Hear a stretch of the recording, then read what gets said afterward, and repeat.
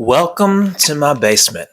Like many basements, it has been many things over the years: a home gym, a music studio, a den, a playroom. But the thing it has been most consistently is a mess. We're about to change that though.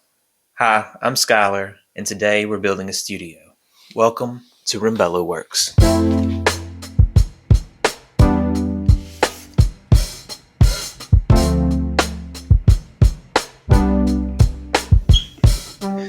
Now, this place may not look like much right now. You might be thinking I've got a big junk problem, and you're probably right on both counts. But we're going to be turning this space into my dream maker studio. David Lynch has been coming up a lot lately since his passing, and one of the quotes that I keep hearing is, "You need a setup." Well, I took that personally.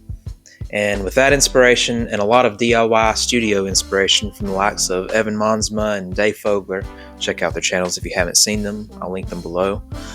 I'm doing what I've dreamed about for a long time now, and that is to have a space that reduces friction for making whatever gadget, household enhancement, art project, or sound I have in my head. So, the setup. There's going to be a music setup, an electronic repair / guitar build and repair setup, an art setup, and plenty of shelves and horizontal workspace for materials, supplies, and displaying the many odds and ends I've collected over the years. Down the road, I hope to add maybe a sewing machine and some leatherworking tools. In addition to being able to do all these various tasks, I want to be able to show them to you. So there's going to be overhead camera mounts and lighting at each station, and probably some sort of main video table. The number one thing that I don't want to do in this build is get caught up trying to figure everything out ahead of time. This whole studio build is an experiment, prototype of sorts, so I'm going to build some temporary solutions for what I think I might need and start using it. Things can always be refined and changed later on if I see a better solution or use case. But I don't want to get too far ahead of myself.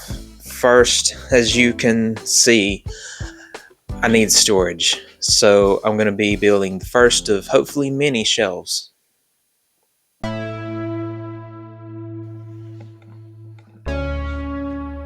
This first shelf I built is just pieced together with some scrap and materials I've had laying around.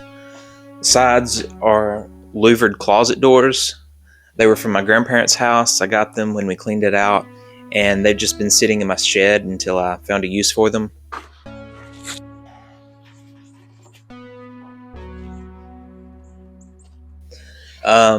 Side note, never wait for the perfect use for something.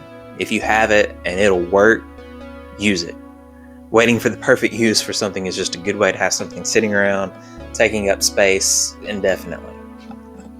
So anyway, then I put some scrap 2x4 cutoffs that I had to the sides of that was for some braces.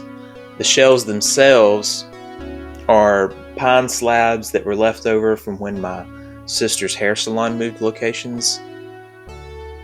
This thing may not be the prettiest or the strongest shelf except for these slabs. They're 2 inches thick. They're pretty strong, but they are 6 inches narrower than the sides, so there's a space back here. I don't think for my use that's going to matter, but if it ends up being a problem, I can always just go back and add some more scrap to the back.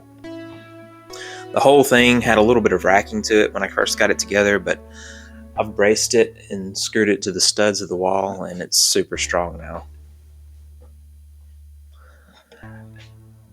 So it's not perfect, but you can see it's already helping by having a place to put things to get them out of the floor while I build the rest of the studio.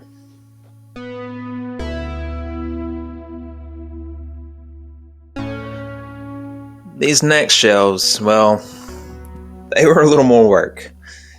So one night, I was browsing Marketplace, as I do far too often, and I see this post from just a few hours earlier. "Free shelves and table. Come get it or I'm burning it tonight." Now, it was already about 8 p.m., but it was raining, so I felt like his bonfire plans had probably been delayed. I messaged him and asked, "Do you still have the shelves or have you burned them already?" Message back, "They're still here, unfortunately. Please come in the morning." So the next morning, I got up, hooked up the Land Cruiser to my trailer, and headed out in some thick fog and drizzle for about a 50-minute drive to the guy's house. Well, when I get there, the shelves are way bigger than they looked in the pictures, which is great for my studio, but not so great for getting them home. I had to leave the big 4-foot by 8-foot table behind, which is fine. I wasn't really sure what I was going to do with it anyway. Anyway, with the shelves strapped in, I headed back home, back through the fog, a little slower this time. Now, these shelves were dirty. They had been in a home mechanic shop, and they were covered in, I think, oil and grease and dirt and other unknown substances. After briefly trying to vacuum them and clean them up, I decided I needed a different approach.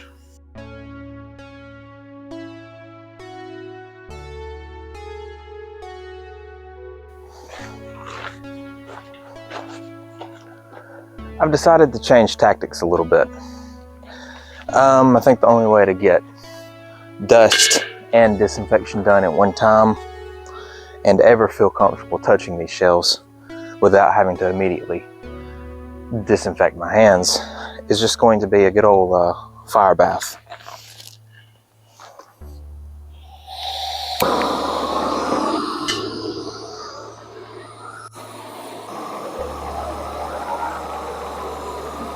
It took much longer than expected to get an even burn on the whole thing. Well, that took far longer than I expected it to, and there's 2 of them. 11 foot of shelves total by about 6.5 and 5 foot. But with that done and some cleaning and a good coat of linseed oil, they ended up being pretty, I wouldn't say nice, but at least functional. Maybe not completely ratty looking.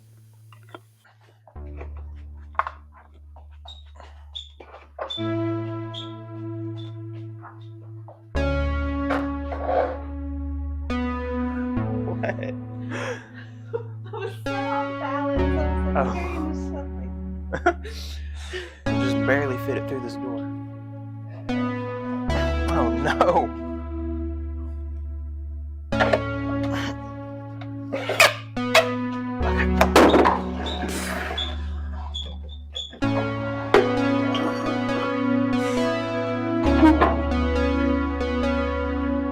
Perfect.